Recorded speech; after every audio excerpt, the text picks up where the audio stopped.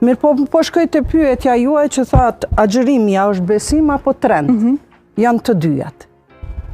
Janë trend nga aspekti fizik, për ata që nuk e kanë ku me diçka me rëndësi, ngritjen shpirtërore, zhvillimin e vetë personal.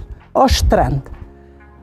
Ndërka që është bindje për ata që dëshirojnë brenda një muaj Ramazan të krijojnë veti edukative në veten e vetë, prandaj nga ta merë të dyjat janë të mira. Madje janë shumë të dobishme. Por, që tha Zotri Basriu, nëse ti ta nditën agjeron edhe në mbrëmje mbush barkun, neve kemi shumë këshilla profetike që thot, ena ma e keqe është barku. Përmes agjerimit, arrim të krijojmë, se ka filozofi të madhe agjerimi, krijojmë empati. Prandaj, empati është që unë të ndi dhimbjen tënde.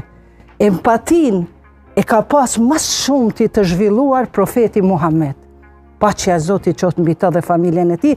Prandaj ka pas sukses në rindërtimin e një shoqërie të shturur në atë kohë para 14 shekujve. Empati, krijojmë na deshtëm, s'deshtëm, jemi tamaqar, s'jemi tamaqar, kur mbetemi pa ujë, pa ushqim, na japim ma shumë gjatë muajt Ramazan. Pse? E shohim çka do me thënë mos me pas. E dyta, krijojmë sinqeritet. Kjo është ngritje shpirtërore, kjo është zhvillim personal. Më falë shëndrit se kam kështu për qefi si djalin tem. Edhe kërkoj falje. E dyta, sinqeriteti. Sinqeriteti të gjitha adhurimet tjera i bon, e shohin njerëzit jep sadaka, fal namaz, shkon në haxh, shkon numre, fotografosh. Jo, këtu e ki sinqeritetin. Tak, vetëm ti edhe Zoti. Kjo është tepër e mirë, e krijon sinqeritetin, po pastaj mundoju me vazhdu. E treta është shumë e rëndësi, shprehit. Shprehit, për mu, Ramazani qaq mirë ma rregullon gjumin, në realitet qaq shumë lodhëm gjatë Ramazanit, sepse ta natën jo angazhimet e natës, jo ato, në ditën flej ndoshta deri 11, kur kalon Ramazani thom, o Zot sa mirë, tash nata dita ditë. Do më thënë, këtu krijon ndryshimin e shprehive. Ki shprehi që çdo një orë me shku në frigorifer, me ha frigoriferin, nuk mundesh. Nuk mundesh. Kjo është shumë e rëndësishme. Po mundesh, po prapë nuk mundesh, sepse mundesh. Po nashta mundesh me ha. Ti mundesh, po nashta edhe nuk mundesh. Po, që shka thonë me shbjesja, Okej. Dhe e katërta që të zhvillon është nënshtrimi.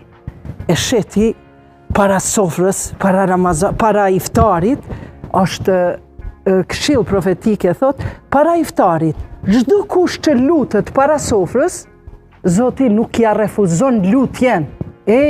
Zoti nuk ta refuzon lutjen. Kjo është mrekulli që na 11 muaj tjerë lutemi Zotit, po këtu, prandaj, në muajin Ramazan nuk bëjmë vetëm ndryshime fizike shëndetësore, ato po se po, por edhe smuremi. Po nëse të ka ndodhë një smundje e vogël, ose vjedhja, ose gjana tjera, sepse përmes vjedhjes neve na sinjalizon që 80 lloje të smundjeve kinë stomak, kinë brenda në tru. Kështu që edhe kjo në nështrimi, i nënshtrohesh, e ki ushqimin gjitha, po ti nuk e pin, pret, lidhesh me Zotin, o Zot, në emër tënd agjirova, në emër tënd po e ha këtë ushqim, të lutem o Zot, të falenderoj ty, falmi mëkatet e mia. Pra, muaji Ramazan bën ndryshime, po për fat të keq, këto ndryshime të dikush prap nuk vazhdojnë atë tempon. Për shembull, në mëngjes e merr kafën, e merr cigaren, 2 helme, i merr me mëngjes.